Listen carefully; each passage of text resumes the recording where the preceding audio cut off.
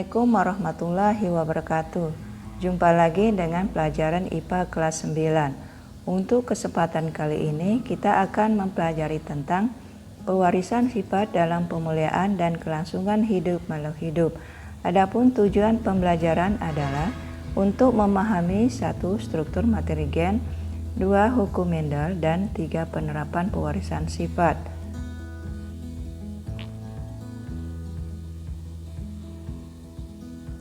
Dasar pewarisan sifat.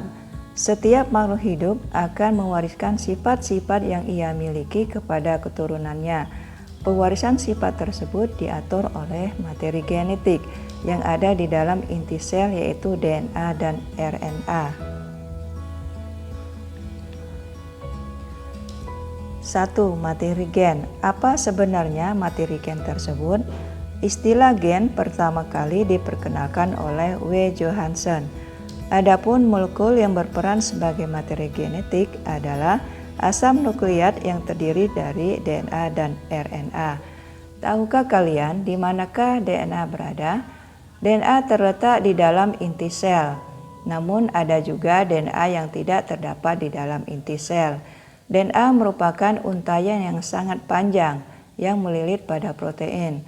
Pada suatu untaian DNA terdapat unit yang mempengaruhi sifat atau ciri setiap makhluk hidup yang disebut dengan gen.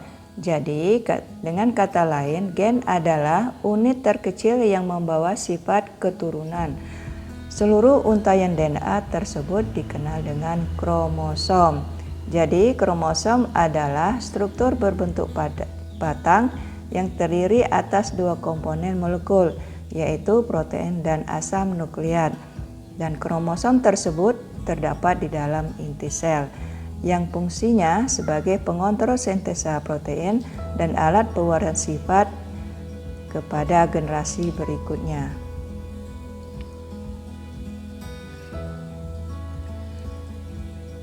Oke, selanjutnya B. Struktur DNA dan RNA. Setelah kita ketahui bahwa asam nukleat terdiri atas DNA dan RNA. DNA komponen-komponennya adalah 1. Deoksiribosa, 2. Gugus fosfat, 3. Basa nitrogen. Basa nitrogen terdiri atas purin. Purin pasangannya adalah adenin dan guanin. Sedangkan pirimidin pasangannya adalah sitosin dan timin. Selanjutnya RNA. Komponen-komponen RNA adalah 1. Gula ribosa, 2. Gugus fosfat, 3. Basa nitrogen. Basa nitrogen dari RNA adalah furin yang pasangannya adalah adenin dan guanin, pirimidin yang pasangannya timin dan urasil.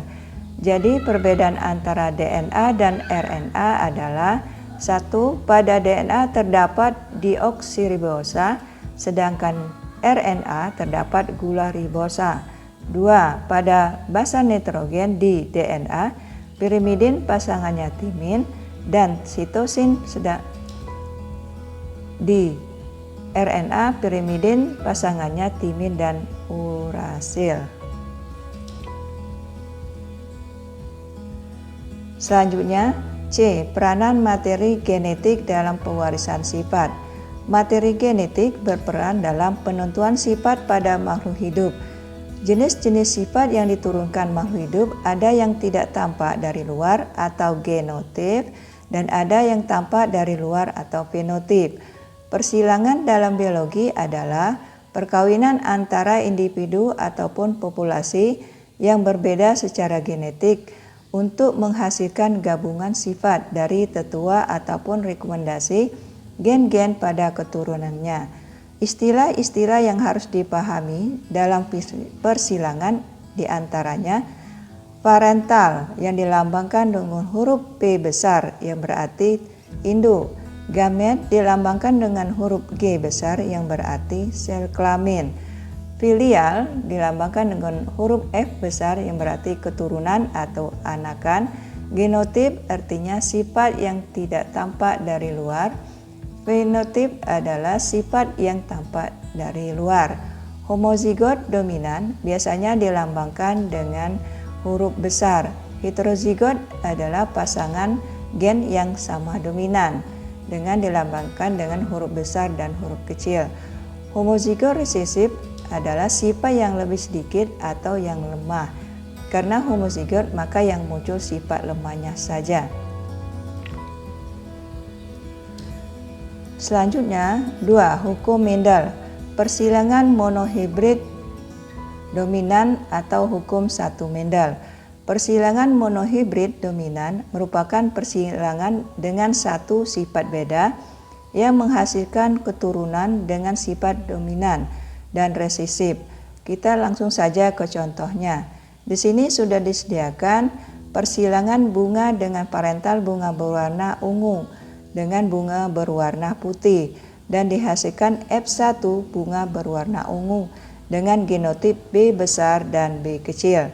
Selanjutnya, jika F1 disilangkan dengan F1, maka bisa kita lihat di dalam diagram. B besar disilangkan dengan B besar, didapatkan genotipnya B besar B besar dengan fenotipnya bunga berwarna ungu. Selanjutnya, B besar dengan B kecil, maka genotipnya B besar B kecil dengan fenotipnya bunga berwarna ungu. Terus B kecil dengan B besar, maka genotipnya B besar B kecil dengan fenotipnya bunga berwarna ungu. Dan terakhir B kecil dengan B kecil, maka genotipnya B kecil dengan fenotipnya bunga berwarna putih. Jadi dapat disimpulkan rasio fenotip F2 adalah 3 ungu dan 1 putih atau 3:1. Sedangkan rasio genotipnya dari F2 adalah 1 B besar B besar, 2 B besar B kecil, 1 B kecil B kecil atau 1:2:1. 2. Persilangan monohibrid intermediate adalah persilangan dengan satu sifat beda yang memunculkan sifat intermediate atau sifat dominan tidak penuh. Contohnya di sini sudah disediakan persilangan bunga berwarna merah CR dengan bunga berwarna putih dengan genotip CW dihasilkan keturunan F1 CW atau bunga berwarna merah muda. Apabila keturunan F1 disilangkan dengan F1, maka akan kita dapatkan seperti dalam diagram. Jika CR disilangkan dengan CR, maka akan dihasilkan CR atau bunga berwarna merah dominan. Jika CR disilangkan dengan CW, maka akan dihasilkan CW atau bunga berwarna merah muda. Selanjutnya, jika CR disilangkan dengan CW, maka dihasilkan CW atau bunga berwarna merah muda. Dan terakhir, apabila CW disilangkan dengan CW, maka dihasilkan CW atau bunga berwarna putih. Sehingga dari persilangan tadi dihasilkan rasio keturunan F2 1 merah, 2 merah muda, 1 putih atau dengan perbandingan 1:2:1. 3. Persilangan dihibrid atau hukum 2 Mendel. Persilangan dihibrid merupakan persilangan dengan dua sifat beda. Di sini Mendel menyilangkan tanaman ercis batang tinggi berbunga ungu dengan genotip A besar, P besar, P besar dengan tanaman ercis batang pendek berbunga putih dengan genotip A kecil, P kecil, P kecil. Setelah itu F1 disilangkan dengan sesama F1. Lihat diagram persilangannya. Maka didapatkan rasio fenotip F2 adalah 9:3:3:1.